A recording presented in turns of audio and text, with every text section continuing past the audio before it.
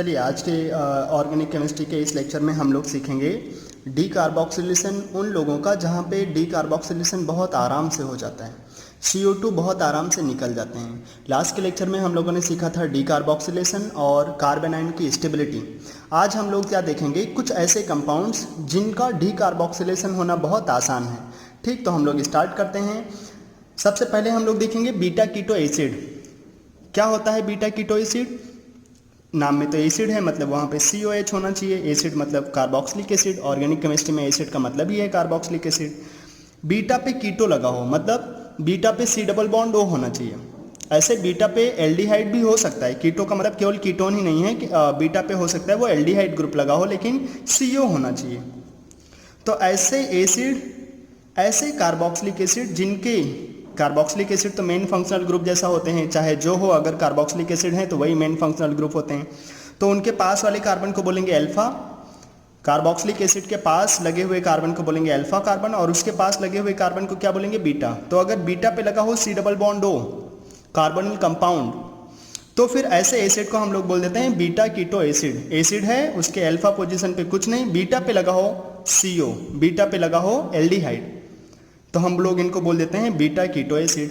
जैसे ये देखो, ये बीटा कीटो एसिड है, क्या बोलेंगे? हाँ, पहले तो हमें पहचानना आना चाहिए बीटा कीटो एसिड क्या है। ये बीटा कीटो एसिड है क्या? ये कार्बोक्सिलिक एसिड, इसके रिस्पेक्ट में ये अल्फा।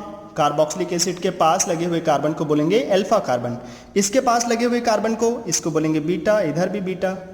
तो क्या बीटा पे कुछ लगा है? यहाँ पे कुछ लगा होता तो बोल देते, अगर यहाँ पे C डबल बॉन्ड होता तो ये भी हो जाता beta keto acid. Beta keto acid नहीं है ये, तो ये क्या है? इधर कुछ नहीं है, कहाँ लगा है? गामा पे। तो क्या ये बीटा कीटो एसिड हुआ? बोलेंगे नहीं, ये बीटा कीटो एसिड नहीं है, ये बीटा कीटो एसिड नहीं। अच्छा, ये है क्या? ये बीटा कीटो एसिड है क्या? हम बोलेंगे ये एसिड है, इसके रिस्पेक्ट में ये अल्फा पोजीशन, ये बीटा पोजीशन। बीटा पे C डबल बॉन्ड होना चाहिए था, बीटा पे नहीं है, तो ये बीटा कीटो एसिड नहीं है। ये कार्बोक्सिलिक एसिड, इसके रिस्पेक्ट में ये पोजीशन अल्फा, ये पोजीशन बीटा। तो क्या बीटा पे C डबल बॉन्ड O लगा है? हाँ, तो ये बीटा कीटो एसिड हुआ, बिल्कुल। तो बीटा कीटो एसिड पहले पहचानना आना चाहिए। ये बीटा कीटो एसिड है क्या? Main functional group carboxylic acid, उसके पास लगे हुए कार्बन को अल्फा, उसके पास लगे हुए कार्बन को बीटा। बीटा पे C डबल बॉन्ड O लगा है, हाँ, तो ये बीटा कीटो एसिड है। हाँ, तो बीटा कीटो एसिड, एक हमें नाम समझ में आ गया, बीटा कीटो एसिड। अब क्या होता है इनका हम लोग सीखेंगे, पहले हमें समझना है बीटा कीटो एसिड क्या है। तो बीटा कीटो एसिड हमें देखने आना चाहिए। अब ऐसे एक एसिड होते हैं जिनको बोलते हैं अल्फा नाइट्रो एसिड। क्या बोलते हैं? Alpha nitro acid. Alpha nitro acid में क्या होगा? नाइट्रो एल्केन तो हम लोगों ने सुना होगा कभी, RNO2 करके। अल्फा नाइट्रो एसिड मतलब ऐसे कार्बोक्सिलिक एसिड जिनके अल्फा पोजीशन पे, ऐसे कार्बोक्सिलिक एसिड जिनके अल्फा पोजीशन पे NO2 लगा हो, तो उनको क्या बोल देंगे हम लोग? Alpha nitro acid. ऐसे कार्बोक्सिलिक एसिड जिनके अल्फा पोजीशन पे लगा हो NO2 ग्रुप। तो फिर ये वाला क्या अल्फा नाइट्रो एसिड है? इसके रिस्पेक्ट में इस वाले कार्बन को बोलेंगे अल्फा। अल्फा इसी पे ही होना चाहिए था NO2, इसी कार्बन के पास होना चाहिए था NO2, है क्या यहाँ पे? नहीं, तो ये क्या अल्फा नाइट्रो एसिड है? नहीं, ये अल्फा नाइट्रो एसिड नहीं। अच्छा, ये है क्या? Main functional group carboxylic acid, उसके पास लगे हुए कार्बन को बोलेंगे अल्फा। अल्फा पे क्या लगा है? NO2।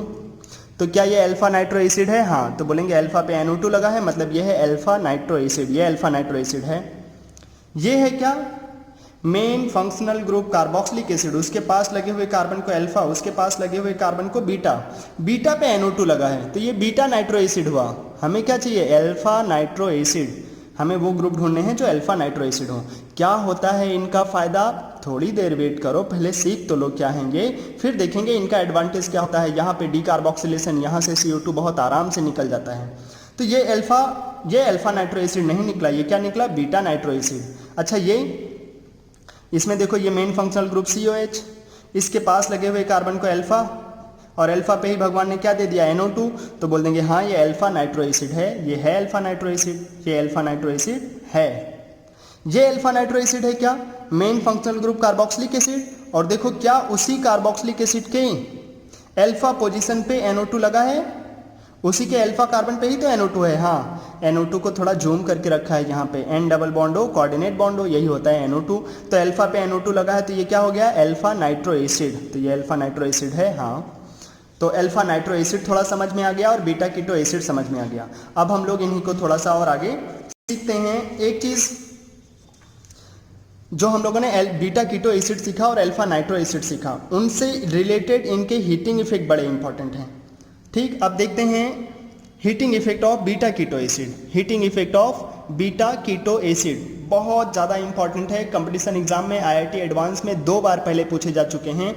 अपने नीट के लिए भी बहुत आसान सा क्वेश्चन होता है, लेकिन है बहुत इंपॉर्टेंट। ठीक, तो देखें, जब भी कभी हमारे पास बीटा कीटो एसिड हो, कभी भी हमारे पास जैसे R C double bond O CH2 COOH, इसके रिस्पेक्ट में इस वाले कार्बन को बोलोगे अल्फा, इधर बोलोगे बीटा।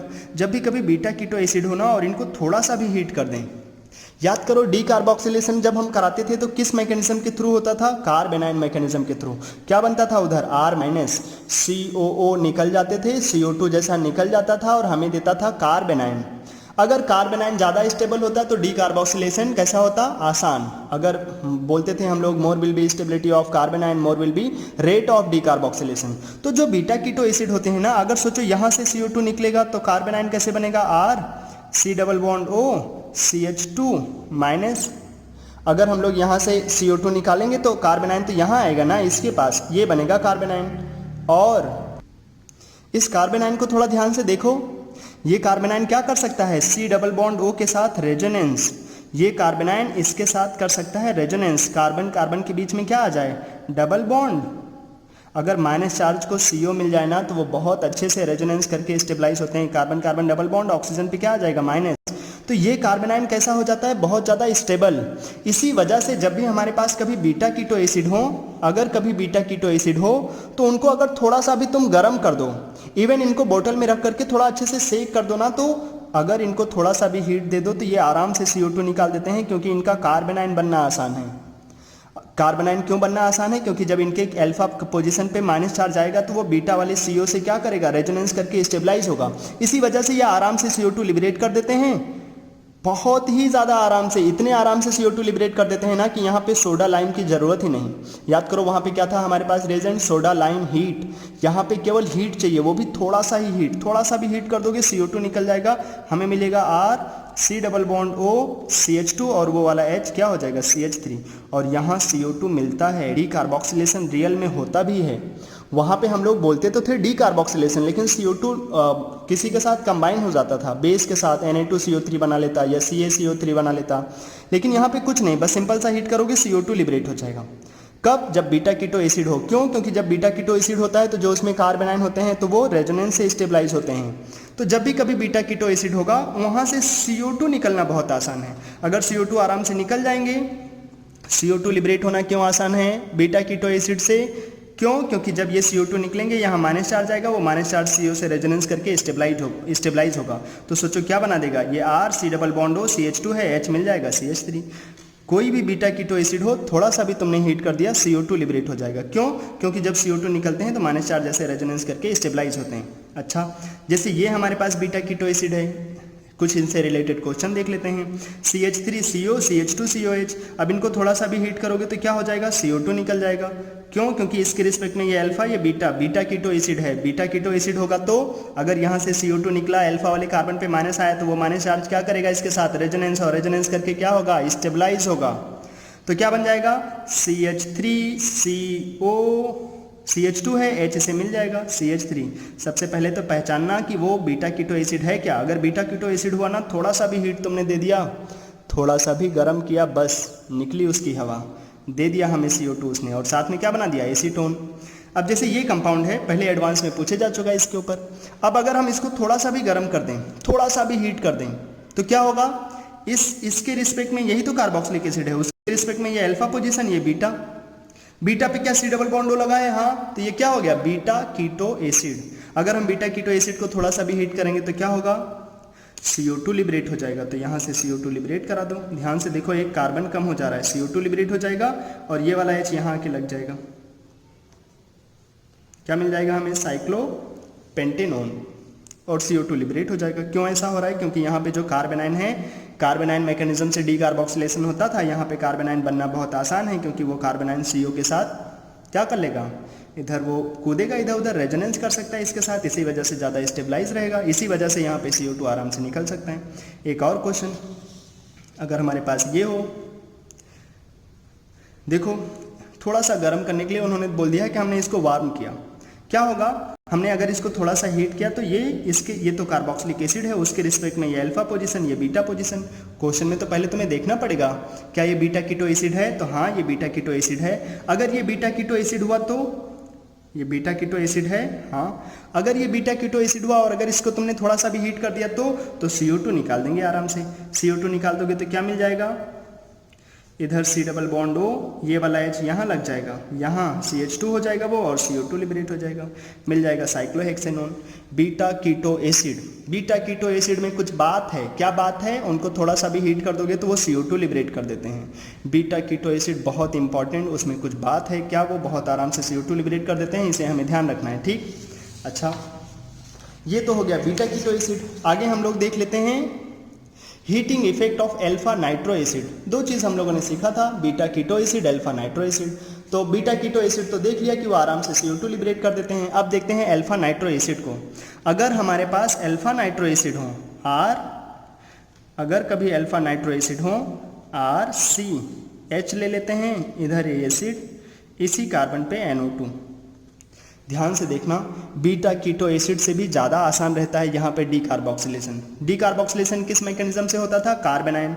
यहाँ से ये जब CO2 निकलेंगे तो कार्बन आयन कैसे मिलेगा, RCH पे माइनस, इधर NO2 लगा है, NO2 को क्या हम ऐसे दिखाते हैं, उसका पूरा अच्छा सा structure N double bond O और कोऑर्डिनेट बॉन्ड O। अगर CO2 लिबरेट होगा तो कार्बन आयन आ जाएगा।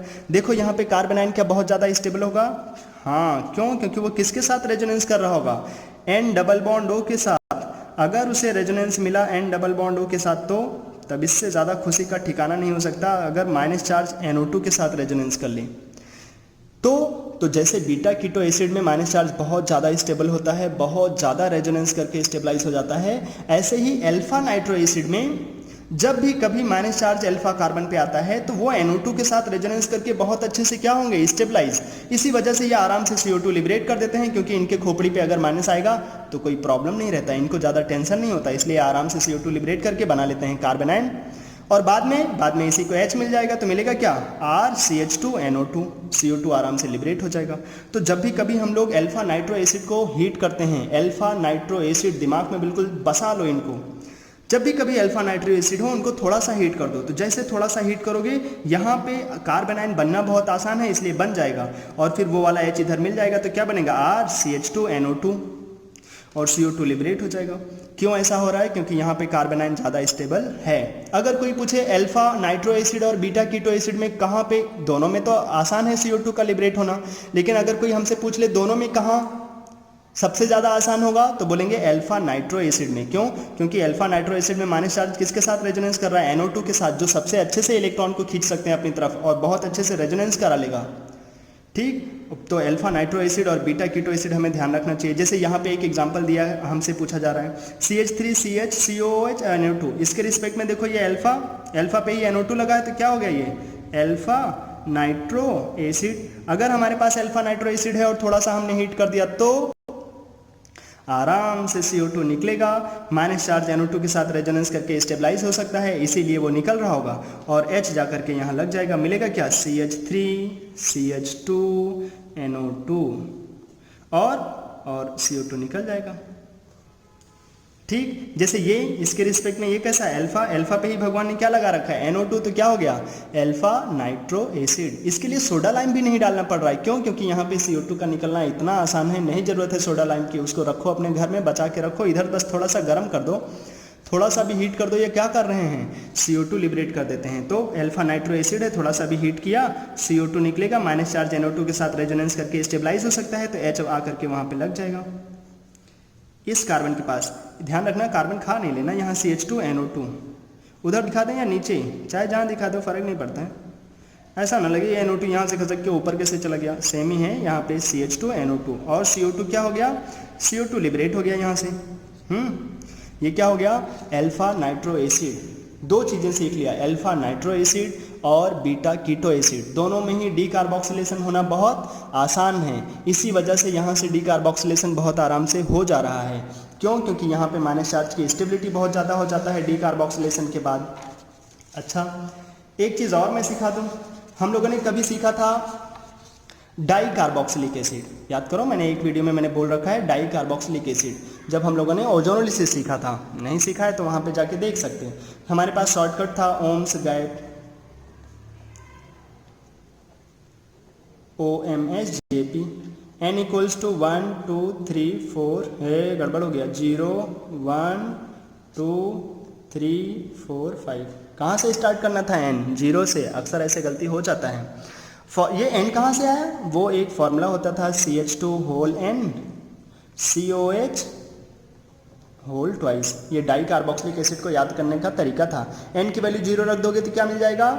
0 मतलब ऑक्जेलिक एसिड। N की वैल्यू 1 रख देते तो मैलोनिक एसिड, 2 रख देते तो सक्सेनिक एसिड, 3 रख देते तो ग्लूटारिक एसिड, 4 रख देते तो एडिपिक एसिड, 5 रख देते तो पाइमेलिक एसिड। उन्हीं को मैंने बना रखा है इधर। याद रखना इनको बहुत ज़रूरी है, इसलिए मैंने जो इधर बनाया उनको ध्यान से देखो। ठीक आता है तब भी, नहीं आता है तब भी। तो डाई कार्बोक्सिलिक एसिड जो हमारे पास है, एक तो ऑक्जेलिक एसिड COH, N की वैल्यू 0 रख दोगे तो एक भी CH2 नहीं रहेगा हमारे पास। N की वैल्यू 1 रख दोगे तो M आएगा। M क्या है? Malonic acid, CH2 COH। Di carboxylic acid है। यहाँ पे सक्सेनिक एसिड N की वैल्यू 2 रख दो तो CH2 2 हो जाएंगे, COH। तो ये हो गया डाई कार्बोक्सिलिक एसिड। क्यों? क्योंकि 2 COH हैं और CH2 2 बार आया है, इसलिए सक्सेनिक एसिड S। 3 लिख देंगे तो CH2 3 बार, ग्लूटारिक एसिड 4, एडिपिक एसिड और 5 रख देंगे तो 5 CH2 COH। ये बन जाएगा पाइमेलिक एसिड। अब तुम्हें लग रहा होगा यहाँ क्यों बताया जा रहा है ये सब? एक्चुअली में डी कार्बोक्सिलेशन में एक डाई कार्बोक्सिलिक एसिड बहुत बहुत बहुत ज़्यादा इंपॉर्टेंट है। ऐसे जितने डाई कार्बोक्सिलिक एसिड हैं इनका हीटिंग इफेक्ट हम लोग अलग एक वीडियो में सीखेंगे, लेकिन जो इसमें सबसे इंपॉर्टेंट वाला डाई कार्बोक्सिलिक एसिड है वो है malonic acid. All dicarboxylic acid on thermal decomposition liberates water except malonic acid. सारे डाई कार्बोक्सिलिक एसिड को अगर तुम हीट कर दो ना तो वाटर निकाल देते हैं, लेकिन अगर हम मैलोनिक एसिड को हीट करते हैं ना तो वाटर नहीं निकालता ये। इसीलिए मैलोनिक एसिड बहुत ज़्यादा इंपॉर्टेंट है। ठीक, देख लेते हैं फिर मैलोनिक एसिड को। ये क्या करते हैं? ये डी कार्बोक्सिलेशन कर जाते हैं। कैसे और क्यों जानने के लिए 1 मिनट रुको, आगे चलते हैं। आओ इधर देखो, मैंने सजा के रखा है मैलोनिक एसिड। मैलोनिक एसिड क्या? OM मतलब 0 के बाद 1, एक CH2 2 COH। ये हो गया मैलोनिक एसिड। अब अगर हम मैलोनिक एसिड को थोड़ा सा भी हीट करने के लिए जाते हैं ना तो ये CO2 निकाल देते हैं। क्यों? 1 मिनट रुको, बता रहे हैं। पहले तो लिखो, तो यहाँ से CO2 निकल जाएगा और वो H इसे मिल जाएगा तो क्या मिलेगा? CH3 COH। मैलोनिक एसिड कहाँ कन्वर्ट हो गया? एसिटिक एसिड में। दोनों ही बड़े फेमस हैं। हो सकता है तुम केवल एसिटिक एसिड जानते हो, मैलोनिक एसिड ना जानते हो, जान जाओ, वो भी फेमस है। अच्छा, तो जब भी कभी मैलोनिक एसिड को हीट करते हैं तो CO2 लिबरेट कर देता है, डी कार्बोक्सिलेशन हो जाता है और क्या देता है हमें? Acetic acid. तो पहले नोट कर लेना, हीट मतलब अगर हम लोग कभी मैलोनिक एसिड को हीट करते हैं तो CO2 निकलने के बाद हमें एसिटिक एसिड मिल जाता है। अब क्यों होता है ऐसा? तो तुम्हारे दिमाग में चल रहा होगा। याद करो, डी कार्बोक्सिलेशन जब भी होता है तो किस मैकेनिज्म से होता है? जब भी कभी डी कार्बोक्सिलेशन होता है तो कार्बेनाइन मैकेनिज्म से होता है। माइनस चार्ज बन करके डी कार्बोक्सिलेशन होता है। तो कार्बेनाइन यहाँ पे एक बार CO2 निकाल करके बना रहा हूँ मैं। CH2 पे माइनस, एक COH रहेगा, उसको मैं थोड़ा जूम करके दिखा देता हूँ, C डबल बॉन्ड OH। अच्छा, अब ध्यान से देखो, ये ऐसा नहीं लग रहा है जैसे बीटा कीटो एसिड। जब यहाँ पे माइनस चार्ज आया, ये माइनस चार्ज क्या कर रहा होगा? इस C डबल बॉन्ड O के साथ रेजोनेंस करके स्टेबलाइज हो सकता है। इसका माइनस चार्ज बिल्कुल वैसा बिहेव कर रहा है जैसे बीटा कीटो एसिड। उसके रिस्पेक्ट में ध्यान से देखो, ऐसे तो तुम्हें लग रहा होगा ये तो कीटो नहीं है। हाँ, ये कीटो नहीं है, ये तो एसिड है। लेकिन फिर भी सोचो, अगर यहाँ माइनस आया, इसके CO2 के निकलने से यहाँ माइनस आया, तो दूसरे वाले C डबल बॉन्ड O से तो वो रेजोनेंस करके स्टेबलाइज हो सकता है ना। इसी वजह से यहाँ पे CO2 का निकलना आसान होता है, क्योंकि यहाँ कार्बेनाइन ज़्यादा स्टेबल हैं। मैलोनिक एसिड नोट करके रख लेना, यहाँ पर भी माइनस चार्ज थोड़ा सा ज़्यादा स्टेबल होता है, दूसरे C डबल बॉन्ड O के साथ रेजोनेंस कर सकता है वो। इसी वजह से यहाँ भी डी कार्बोक्सिलेशन हो जाता है और हमें क्या मिल जाता है? Acetic acid. Malonic acid on thermal decomposition gives acetic acid. बहुत बहुत बहुत ज़्यादा इंपॉर्टेंट है। इसी को मैंने जनरलाइज कर दिया है एक नए फॉर्म में। अगर हमारे पास एक ही कार्बन के पास 2 COH लग जाएं, मैलोनिक एसिड है ही क्या? एक ही कार्बन के पास 2 COH। इसी को तुम क्या बोल सकते हैं? अगर उसके रिस्पेक्ट में देखो तो मान लो अगर तुमने इसको 1 नंबर बोल दिया तो बोलेंगे 1 पे ही COH लगा है, इधर भी वही लगा है, तो 1 1 डाई कार्बोक्सिलिक एसिड। एक ही कार्बन के पास 2 कार्बोक्सिलिक एसिड लग जाएं तो हम इनको बोल देते हैं 1,1 डाई कार्बोक्सिलिक एसिड। एक ही कार्बन है, उसी के पास 2 COH लग गए, तो ये हो गया 1,1 डाई कार्बोक्सिलिक एसिड। अगर कभी 1,1 डाई कार्बोक्सिलिक एसिड को हीट करोगे तो वो आराम से CO2 लिबरेट कर देते हैं। क्यों? अभी तो सीखा, अगर वो यहाँ से CO2 निकाल दोगे तो क्या होगा, H आकर के यहाँ लग जाएगा, 2 R है उसके पास, 2 R पार, वो आज H जा कर के यहाँ लग जाएंगे और एक COH रह जाएगा, मिलेगा कार्बोक्सिलिक एसिड ही, बस CO2 आराम से निकल जाता है। क्या मिलेगा? CH वही तो हुआ यहाँ पे, देखो CO2 निकल गया, H लग गया, ये 1,1 डाई कार्बोक्सिलिक एसिड ही तो है, CO2 निकला, H आकर के लग गया, मिल गया CH3COH। ऐसे यहाँ पर भी क्यों हुआ? क्योंकि जब ये CO2 निकलेंगे माइनस चार्ज आएंगे तो माइनस चार्ज क्या कर सकता है, माइनस चार्ज दूसरे वाले कार्बोक्सिलिक एसिड के साथ क्या कर सकता है, रेजोनेंस करके स्टेबलाइज हो सकता है C डबल बॉन्डों के साथ। इसीलिए यहाँ माइनस का आना आसान है, बाद में इधर आकर के H लग जाएगा, मिल जाएगा हमें एसिड। तो याद कर लेना heating effect of malonic acid, अगर भूल जाओ तो इसलिए मैलोनिक एसिड को नोट करके रखना। मैलोनिक एसिड तो नाम से ही दे देगा, तुमसे वो कुछ और जानना भी नहीं चाहेगा, वो तुम्हें नाम दे देगा, यहीं से ही तुम्हें देखना पड़ेगा। तो मैलोनिक एसिड इंपॉर्टेंट है। और डाई कार्बोक्सिलिक एसिड तो 1,1 डाई कार्बोक्सिलिक एसिड देख लेना। डाई कार्बोक्सिलिक एसिड का अलग से एक वीडियो मिलेगा, वहाँ पे हम सीखेंगे। अब 1-2 एग्जांपल देख लेते हैं 1,1 डाई कार्बोक्सिलिक एसिड के हीटिंग इफेक्ट का।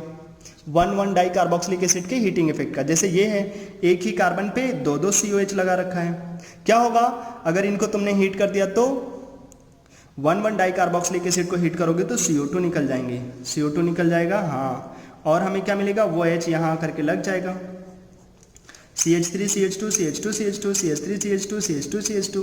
उसके बाद क्या होगा, इस कार्बन के पास वो आकर के H लग जाएगा तो एक नया CH2 हो जाएगा। अब तक कितने होंगे, 4, ये एसिड बच जाएगा COOH। ठीक, नीचे था ऊपर दिखा दिया, इससे कोई प्रॉब्लम नहीं होनी चाहिए भगवान, ये CO2 मिल जाएंगे हमें। 1,1 डाई कार्बोक्सिलिक एसिड था, इसीलिए इनको हीट करने से आराम से CO2 लिबरेट हो गया। अगर हम लोग इस वाले कंपाउंड की बात करें, देखो एक ही कार्बन के पास क्या लगा है, 2 COH, तो ये भी क्या हो गया, 1,1 डाई कार्बोक्सिलिक एसिड।